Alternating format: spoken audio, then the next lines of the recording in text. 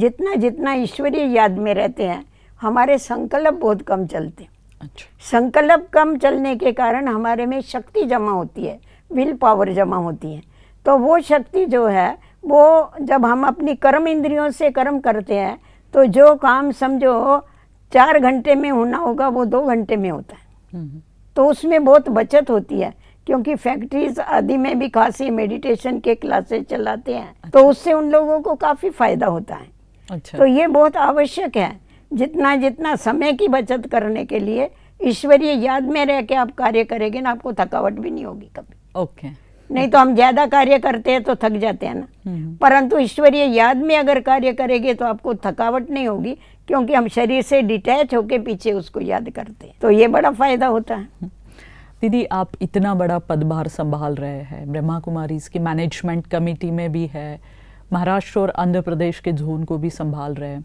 इतना सब संभालते हुए आप कैसे समय को मैनेज करते हैं? आपका अनुभव सुनाइए। हमारा तो समय फिक्स है सारा।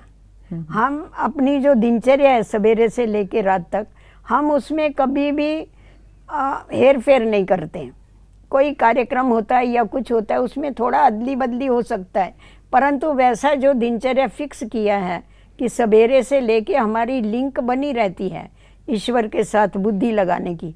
तो जब एक बारी लिंक जुट जाती है, बुद्धि लग जाती है, तो फिर उसको याद नहीं करना पड़ता है। उसकी याद हमको आती है, उसकी याद हमको आती नहीं है, पर उसकी याद सताती है। अच्छा। उसके याद के बगैर हम जी नहीं सकते हैं।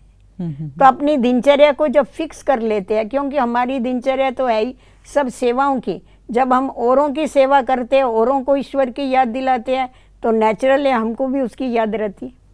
जब औरों को हम अच्छी बातें सुनाते हैं, तो हम खुद भी तो सुनते हैं उस समय, तो वो भी तो हमारा समय सफल होता है। तो इसीलिए हमारी दिनचर्या ही ऐसी बनी हुई है, जो हम सदैव ईश्वर के साथ बुद्धि का योग लगा करके चले, और औरों का भी भला करते रहे, खुद का भी कल्याण करते रहे, और कार्य व्यवहार भी करते रहते हैं सारा। और कभी भी हम ऐसा नहीं समझते कि हम करते हैं। हमें सदैव ये याद रहता है कि करण करावन हार स्वामी करा रहा है, हम तो एक निमित्त मात्र है, हमारे द्वारा वो कराता है। ये स्मृति भी समय की बचत कराती है, बहुत समय की बचत कराता है, और इससे हल्कापन बहुत रहता है। ओके। नहीं तो समझते हैं कि मुझे करना है, तो फिर उसमें बहुत भारीपन आता है, परंतु कराने वाला करा रहा है, चलने वाले चल रहे हैं। इसीलिए जो भी शुभ कार्य होवे, वो हमें जल्दी से जल्दी करना चाहिए। हमारा ये जीवन का लक्ष्य है कि हमें जो भी कार्य करना है वो जल्दी से जल्दी करना चाहिए, क्योंकि कहा जाता है कल करना है सो आज कर, आज करना है सो अब कर, अब नहीं तो कब नहीं, अब नहीं तो कब नहीं। क्योंकि कौन सा श्वास हमारा अंतिम श्वास होगा ये बोल नहीं सकते। तो जब हमारी परमात्मा से प्रीति लग जाती है, तो सब हमको प्रिय लगने लग पड़ते हैं, क्योंकि परमात्मा ये सृष्टि रूपी वृक्ष का बीज रूप है। बीज से कनेक्शन होने के कारण सारे झाड़ के साथ कनेक्शन हो जाता है। सही है। तो उससे क्या होता है, हमें सब प्रिय लगते हैं। तो सब प्रिय लगने के कारण क्या होता है, हमारा सबके साथ मधुर संबंध हो जाता है। तो हमारा समय तो पास नहीं होता है, पर हमारा समय सदैव सफल होता है।